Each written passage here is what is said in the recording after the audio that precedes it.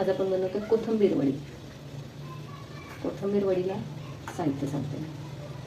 हे बेसन पीठ, ही चिरलेली कोथिंबीर, 2 चिरून घ्यायची कोथिंबीर, आणि हे आलं लसूण पेस्ट, हे मिरचीचं वाटण, परत लाल तिखट पाहिजे असेल तर घालायचं, नको असं काही नाही, मीठ, हळद, धणे जिरे पावडर तुम्हाला जे आवडत असेल ते घालायचं. आणि सगळ्यात शेवटी हे भिजवून डाळ 2-3 तास भिजत घालायची डाळ, आणि त्याचं हे वाटण करायचं. आणि त्यामध्ये यामध्येही करून एकदा बघा. बेसन पीठ सगळेच घालतात, पण ही डाळ भिजवलेली असते त्यामध्ये खूप वडी छान खुसखुशीत लागते. बघा एकदा करून. कोथिंबीर त्याच्यात कोथिंबीर घेतली बारीक चिरून, त्यामध्ये आपण एक साहित्य घालायचं. पहिला मिरचीचा ठेचा घालायचा. तुम्हाला जसं तिखट आवडत असेल, की मिरच्या जरा तिखट कमी असतात त्यामुळे जरा मिरचीचा ठेचा जास्त लागते. त्यानंतर हळद, त्यानंतर मीठ, त्यानंतर आलं लसूण पेस्ट. तुम्हाला आवडत असेल तर धणे जिरे पूड घातली तरी चालते. आणि हे लाल तिखट.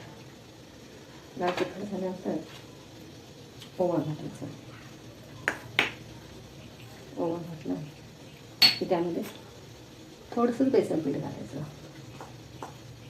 2 चमचे साधारण घालायचं. हे मिक्स करायचं. हे मिक्स करायचं आणि त्याला स्टीम काढायची. त्याच्या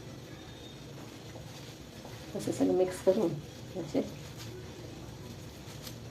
गोल गोल उंडे केले तरी चालतात, किंवा अशी डायरेक्ट थापून घेतली तरी चालते.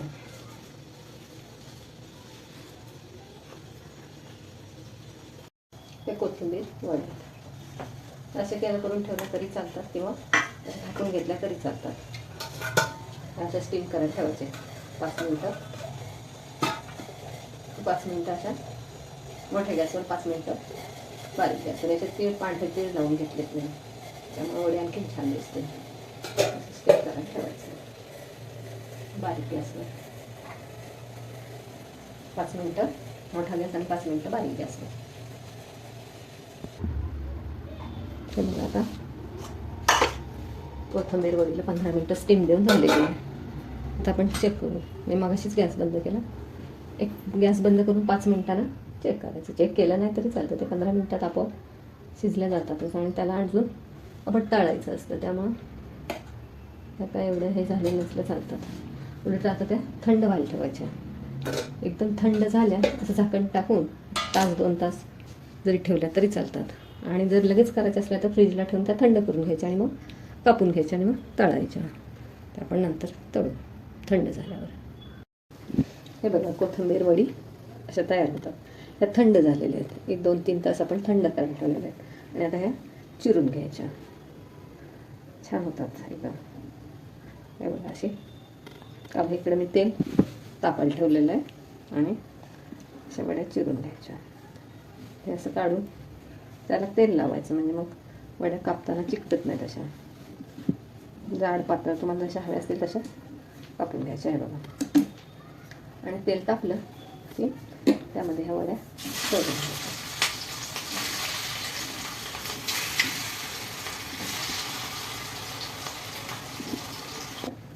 हे बघा, खमंग आणि कुरकुरीत कोथिंबीर वडी एकदा नक्की करून बघा.